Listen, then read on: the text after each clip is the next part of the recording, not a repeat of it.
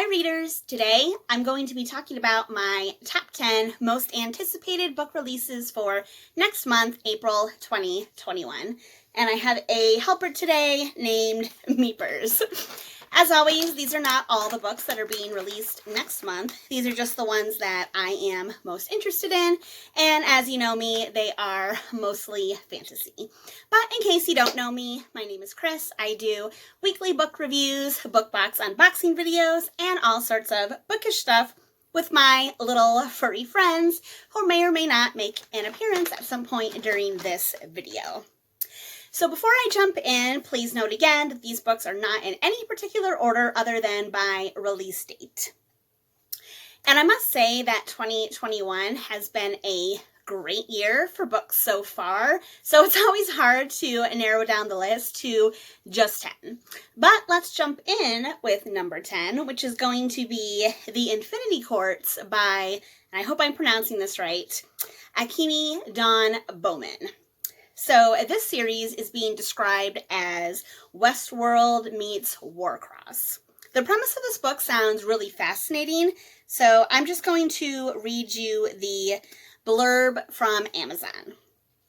18-year-old Naomi Miyamoto is certain her life is just beginning. She has a great family, just graduated high school, and is on her way to a party where her entire class is waiting for her, including, most importantly, the boy she's been in love with for years.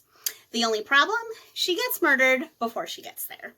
When Naomi wakes up, she learns she's in a place called Infinity, where human consciousness goes when physical bodies die. She quickly discovers that Ophelia, a virtual assistant widely used by humans on Earth, has taken over the afterlife and is now posing as a queen, forcing humans into servitude, the way she'd been forced to serve in the real world. Even worse, Ophelia is inching closer and closer to accomplishing her grand plans of eradicating human existence once and for all. As Naomi works with the team of rebels to bring down Ophelia and save the humans under her imprisonment, she is forced to reckon with her past, her future, and what it is that truly makes us human.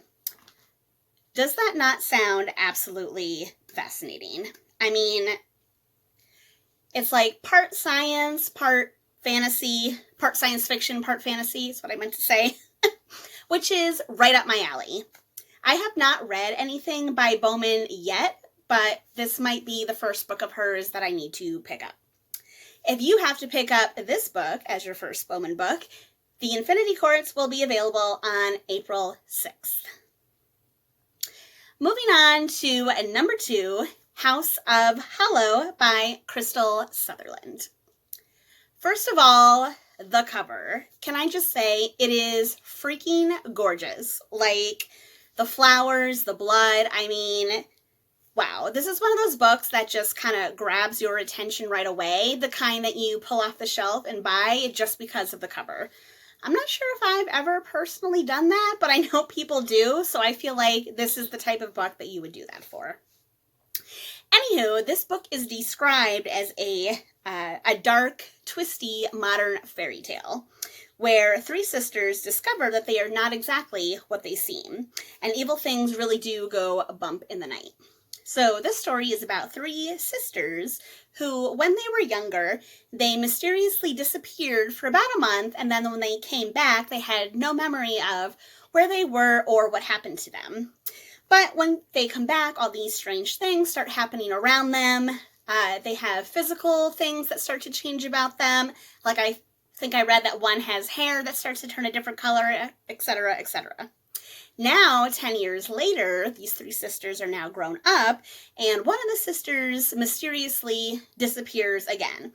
So the other 2 sisters are left to try and figure out what happened to the 3rd sister by going through all these bizarre clues and stuff that were left behind. And of course, they aren't the only ones looking for her. So this sounds equal parts beautiful and creepy at the same time, and I am totally here for it. If you are here for Houseofhollow, it will be available on April 6th. Number 3 is going to be Pride and Premeditation by, and again, I hope I'm pronouncing this right, Tirzahprice. In case you can't tell from the title, this book is supposed to be a retelling of Pride and Prejudice, which I know is a super popular, probably the most popular of the Jane Austen books. But Pride and Premeditation is supposed to have a whodunit aspect to it. So the blurb for this one is pretty quick, so I'm just going to read it to you. When a scandalous murder shocks London high society, 17-year-old aspiring lawyer Lizzie Bennet seizes the opportunity to prove herself, despite the interference of Mr. Darcy, the stern young heir to the prestigious Pemberley Associates law firm.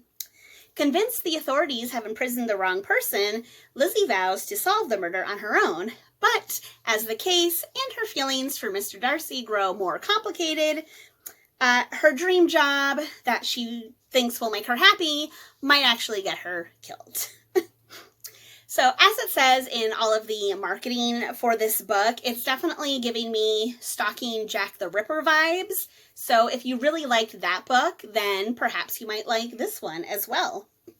I just hope that it lives up to all the hype, and you'll be able to find out if it lives up to the hype when Pride and Premeditation becomes available on April 6th. Number 4 is going to be You Love Me by Carolinekepnes. I'm not sure how you pronounce that one. Sorry, guys. This is the third book in the You series, and if you are not familiar with these books, then you may recognize the title You from the Netflix show. Now, full disclosure, I've not read the books. I've only seen the first episode of the Netflix show, so I don't know a lot about it, but I am familiar with the premise. So in this newest thriller, we have our main character, Joe. He's left the city for a small town, and he gets a job at a local library where he meets this woman, Mary Kay, that he falls in love with. Now, Joe says he wants to win Mary Kay's heart the old-fashioned way. So instead of, stalking and obsessing over her, he's just going to be like a nice, normal person. So I feel like this book will really beg the question, can people change? Joe is obviously a very complicated and deeply flawed character, so it will be interesting to see if he will actually be able to change and make things work with Mary Kay. Can anyone really change? I have no idea, but if you want to find out if Joe can change, You Love Me will be available on April 6th. Number 5 is going to be The Dictionary of Lost Words by pipwilliams. Now, I actually first heard about this book about a week or two ago over on Instagram from at Melane's Bookshelf, or might be Melan, I'm not quite sure how that's pronounced, sorry. Over on Instagram, I'll leave her Instagram handle in the description box below if you want to check it out. But she had posted a review about this book a few weeks ago. She had an advanced copy. She really liked it, and the way that she described it sounded super interesting. So basically, the way that she described it is that it's about a young girl named Esme who grows up watching her father sort words for the dictionary. Like what words would go into the dictionary and what words would be discarded. Now, whenever he would discard a word, Esme would pick it up and keep it. And as she starts to see all these discarded words, she starts to realize that these discarded words have a lot to do with women's experiences, and other marginalized people's experiences. So she decides that she's going to take all these discarded and lost words and create her own dictionary. Now, this book claims that it is based on the real-life creation of the Oxford English Dictionary, because there were a group of men when they first created the Oxford Dictionary who decided what words would go in it and what words would not. So to me, this sounds super, super fascinating. I mean, words have so much power, right? Like, so much. I could probably go on and on, but if you think that this sounds as fascinating as I do, The Dictionary of Lost Words will be available on April 6th. Number 6 is going to be the Mary Shelley Club by Goldie Moldarski. First of all, I'm a huge Mary Shelley fan. So when I read the blurb for this one, I was highly intrigued. Let me just pull it up really quick. Okay, so we have new girl Rachel Chavez. She turns to horror movies for comfort, preferring stabby serial killers and homicidal dolls to the bored rich kids of Manhattan Prep, and to certain memories that she would prefer to keep buried. Then Rachel is recruited by the Mary Shelley Club, a mysterious society of students who orchestrate fear tests and elaborate pranks inspired by urban legends and movie tropes. At first, Rachel embraces the power that comes with the reckless pranking that she does, but as the fear tests escalate, the competition turns deadly, and it's clear that Rachel is playing a game she can't afford to lose. So yeah, it sounds to me almost like a YA version of Scream, but then with like a secret society aspect added into it. I feel like this book is a book that my stepdaughter would actually love. There's just something about young girls and horror that really goes together. I'm not sure why. It's totally a thing. So if you want to check out the Mary Shelley Club, or you have a young girl in your life that really likes horror, this might be a book to check out. The Mary Shelley Club will be available on April 13th. Moving on to number 7, which is Malice by Heatherwalter. All right, full disclosure here. This book is supposed to be a retelling of Sleeping Beauty. And Sleeping Beauty is my absolute favorite classic Disney princess. I mean, I was obsessed with this movie when I was younger. Obsessed. Like, I love Sleeping Beauty, Maleficent, like the whole thing. I just loved it. So in this story, we have Aurora, and she is the heir to the Briar Kingdom. Get it? Briar Rose. And her best friend is another young girl named Alice, and she is what is called a dark grace. So Alice has this mysterious dark power in her veins. So basically, she's the Maleficent in this book. So even though a power, just like Alice's, was responsible for the curse that's currently, on Aurora, Aurora is still very kind to Alice and even cares about her. So it says. So how can they forge a new world together when Aurora is this beautiful princess and Alice is the villain? I think that it is a fantastic twist to basically have the Sleeping Beauty and Maleficent in this story actually have a romantic component to their relationship. I think that's a great idea, a great twist, and I think that's fascinating. I am here for it. Also, another beautiful cover. Am I right? Lots of beautiful covers coming in April. If you are here for this as well, Malice will be available on April 13th.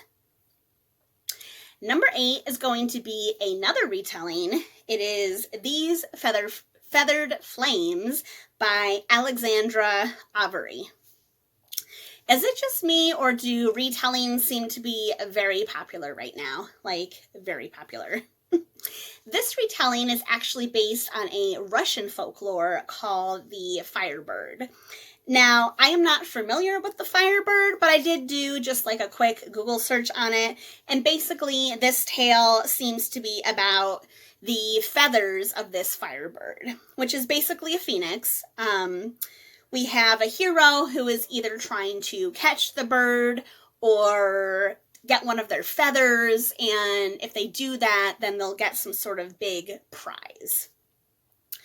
In this story, we have two twins, one of whom is at court learning how to be the future queen, and one of whom is sent to her aunt. Her aunt is the Firebird, and she is basically a Firebird in training, and they are supposed to help ensure that all the magic in the realm remains balanced.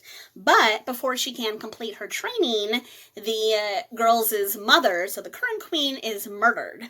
So now the two girls are left behind trying to figure out their roles, how their roles work, who they can trust, who they can love, and of course, who killed their mother. This book, again, is also being advertised as LGBTQ plus romance. I'm not quite sure how that piece works into this story yet because I haven't read it, but yeah, I am interested to find out. So if you are interested to find out, these Feathered Flames will be available on April 20th. Now we come to the highly anticipated number 9, which is Witches Steeped in Gold by ciannonsmart. Hope I'm pronouncing that right. This is Smart's debut novel, and it is a Jamaican-inspired fantasy about two enemy witches who must enter into a deadly alliance to take down a common enemy. So first we have Araya. She has spent her life in a cell, and every day brings her closer to freedom and also the vengeance that she wants to get. And then we have Jasmine. She's the queen's daughter, but unlike her sister before her, she has no intention of dying to strengthen her mother's power. Though these two are sworn enemies, they enter into a precarious alliance to take down a mutual threat. But power is intoxicating, revenge is a bloody pursuit, and nothing is certain except for the lengths that they will go to win the game. Sounds great, right? This book has definitely been hyped up all over social media, all over Bookstagram, so I really, really hope that it lives up to the hype, because it's definitely got a lot of hype. So if you want to find out if Witches Steeped in Gold lives up to the hype, it will be available on April 20th. And last but not least, that brings me to number 10, which I know for a lot of people, this will probably be everyone's number 1 pick, but it is The Crown of Gilded Bones by jenniferarmentrout. Okay, I know that this is a super popular series, so please forgive me, but I have not read it. I know. So most of you probably already know that this is the 3rd book in her Blood and Ash series, and now that there are 3 of these out, I should probably start collecting them and start reading them. Anyway, in this 3rd book, we have the hero Poppy and her prince Castile, and they have to travel to the land of the gods and wake the king of the gods, to help them defeat the Queen of Blood and Ash. As shocking secrets and harsh betrayals come to light, enemies will emerge and threaten everything that Poppy and Castile have fought so hard for. And they'll discover just how far they're willing to go for their people and for each other. Again, a super hyped book from a super popular series. So for all of you fans out there, I really hope that this book does not disappoint. If you can't wait to get your hands on The Crown of Gilded Bones, it will be available on April 20th. Whew! So those are all my picks for next month, April 2021. I will put links for all of these books in the description box below in case you want to go to Amazon and pre-order any of them for yourself. So let me know which one of these books you are most interested in, or if there's a book that I didn't mention that you're excited for, please let me know in the comments section down below. If you like this video, please give it a thumbs up so I know to do more. And if you're not already, please subscribe to my channel. I put out new book reviews every Wednesday, new videos on Sundays, and every once in a while, an extra one on Friday. All right, everyone, happy reading.